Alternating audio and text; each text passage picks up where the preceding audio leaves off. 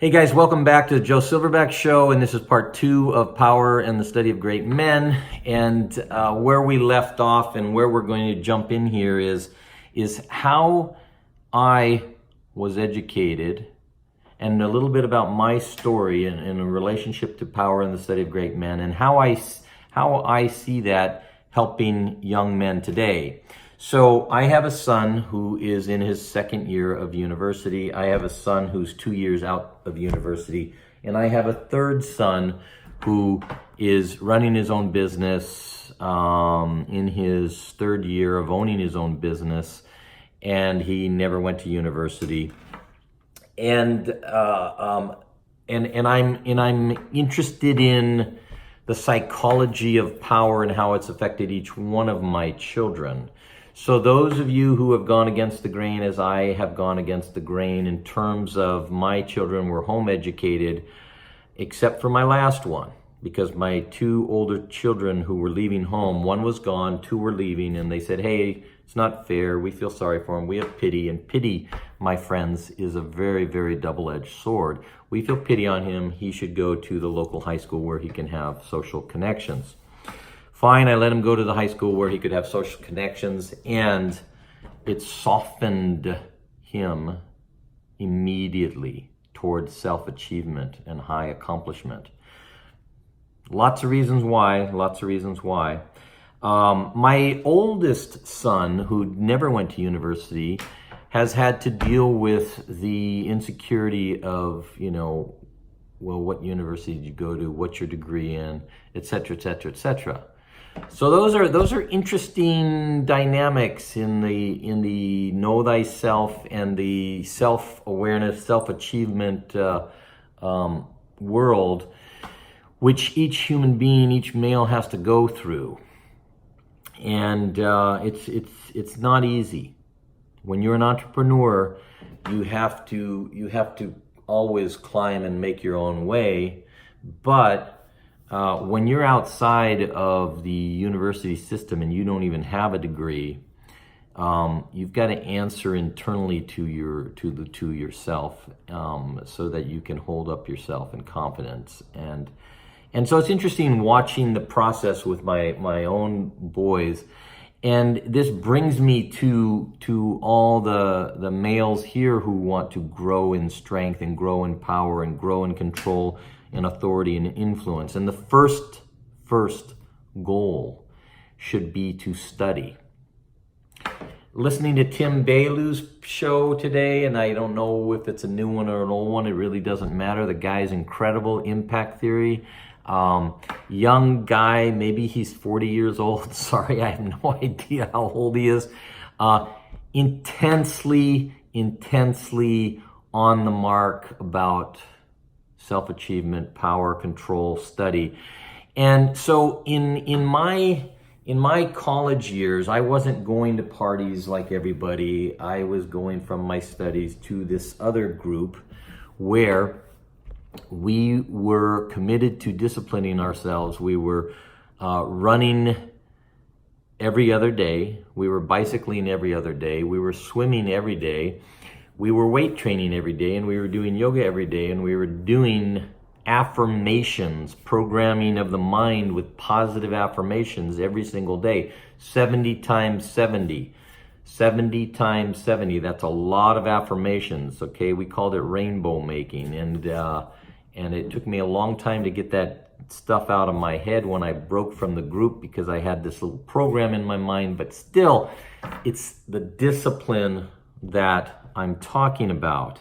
If you want to have more possession of control, authority, or influence over others, and even over your own life, you need to become more disciplined. And if you want to become more disciplined, it's very, very important that you turn yourself into a lover of studying other successful people. It's pretty incredible. And today with YouTube, you can watch a lot of these successful guys. But I'm going to tell you a big but. The more effort you put in to reading for 15 minutes in the morning and 15 minutes in the evening, Sorry, make it 30 and 30 if you can, but I'm kind of wimping out because people just don't want to read. But even just 15 minutes in the morning, if it's totally focused, right? Let's say you got Dale Carnegie's book and you read 15 minutes of the story. You're going to start your day with this positive influence story. Maybe it's a story about Abraham Lincoln. Maybe it's a story about the steel industry. Maybe it's a story about the Great Depression. It's all these stories about the same thing that men have gone through with their wives, with their spouses, with their partners, with their businesses, with themselves, the struggles that they've done to achieve something in their life. And always it starts with a determination. It starts with a intense drive to set a goal. This is my goal. But the study of great people helps you understand that they didn't become great because they were born great. They became great because they were born with a drive to achieve, and they were just like you and I, and they just chipped away at it. I mean, for example, Warren Buffett. If you listen to Warren Buffett, I mean, the dude's a regular guy. He drives a shitty old car. He eats at shitty old McDonald's. He's just a normal guy, but he focused his attention in an area and he concentrated his energy in an area until he became an expert at it. But he was just a normal guy. I don't consider Warren Buffett a genius by any chance. Now, if you get with someone like, Bill Gates, who really invented something incredible, that guy's mind is at a genius level. Those two guys come from two totally genetic backgrounds. One's just an ordinary guy. One's an extraordinary guy with a lot of luck, as he will claim, and a lot of circumstances that led him. But also, he had the ability and the drive to take advantage of opportunities. And both of them had the drive to take care and the desire and did take advantage of opportunities.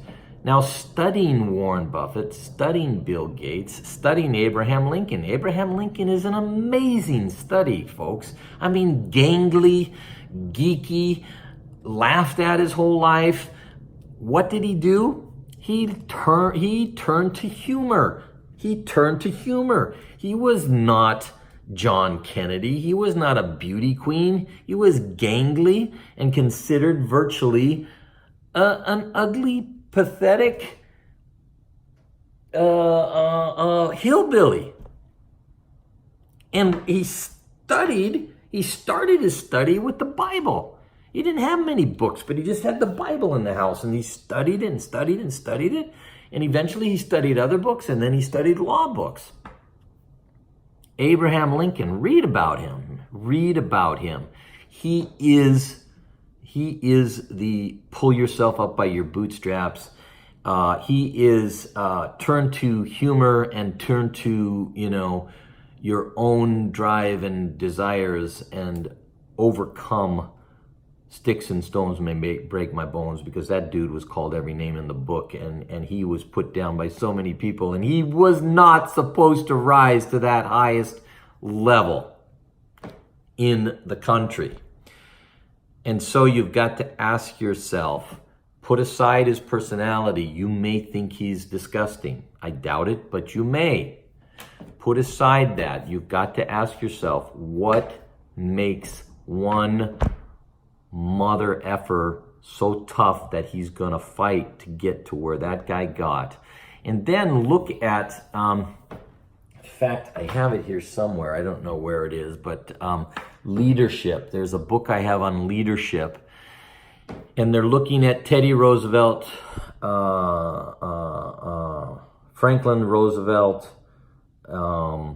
Lyndon Johnson, and Abraham Lincoln. And I've gone over this in one of my other videos, but it's important just to go over it again, because it is in the study and the restudy and the reiteration and the looking at what ordinary men did to in very difficult situations. So this book on leadership shows leaders who had very, very difficult situations that they didn't know their greatness until they were faced with that. And that's what greatness is.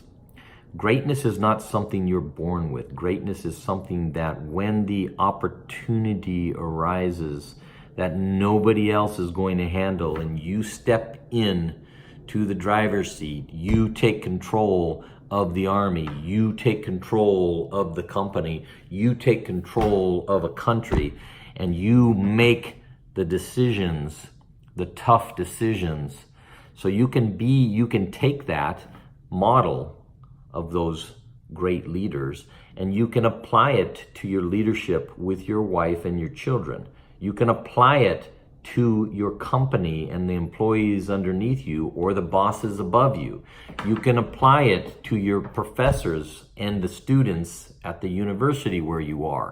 You can apply it with your girlfriend, your boyfriend, your colleagues. Leadership is something that you start to develop in yourself because you want to have more power. And more power means you want to have more control and authority and influence over your life and possibly over the lives of others. And that brings up morality, and that brings up great leaders from just leaders. There are some people who achieve high levels of power who don't achieve high levels of morality and don't really care about the people that they step on to get to their high levels of power. That's something that scares the crap out of most of us, and it darn well should. And maybe that's why we never step into the ring ourselves, because maybe we're just afraid of our own shadows. And maybe we're afraid of our own decision makings when we are tempted by the same things that the powerful are tempted by. I really don't care about the conversation of power for the achievement of great wealth. I care about power for the achievement of freedom, internal freedom, autonomy to think, autonomy to speak what your thoughts are, autonomy to be able to do what you want in your life. And if that requirement means that you need a certain amount of money and maybe a certain amount of wealth to achieve that, then so be it. Then so be it. Achieve it. But I want to be crystal clear. My drive for power is internal more than it's external. I do have the means to do what I want. That is something that is an outcome of an inner discipline that made me disciplined with money, disciplined with my business, disciplined with a lot of things. I ended up raising 4 children all by myself for 16 years. I needed to budget. I needed to take my mother's and my father's tight ass 1930s born and raised through the Depression, frugality, and discipline myself, because when my wife passed, I had a 3-year-old, an 8-year-old, 11-year-old, and a 13-year-old, and that was survival.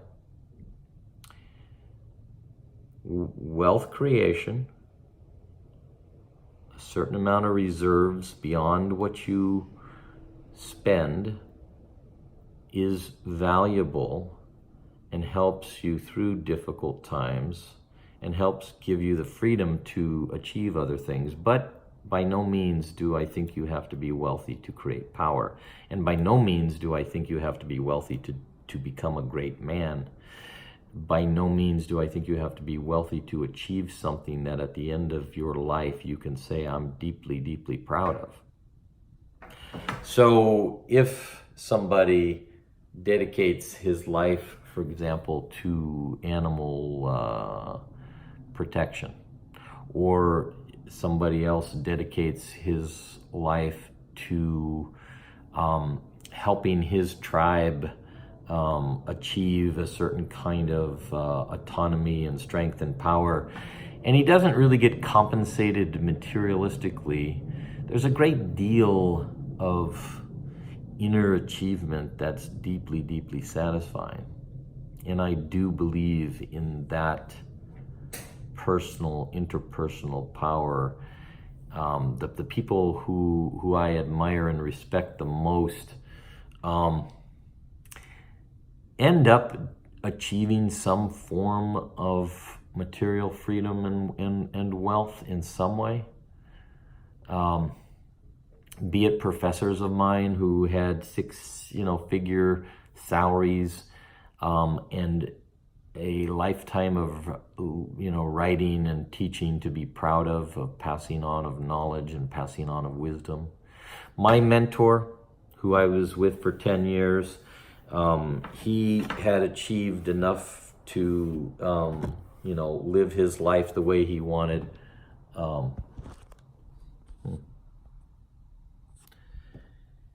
And I think that's it, guys. My time's up. Namaste.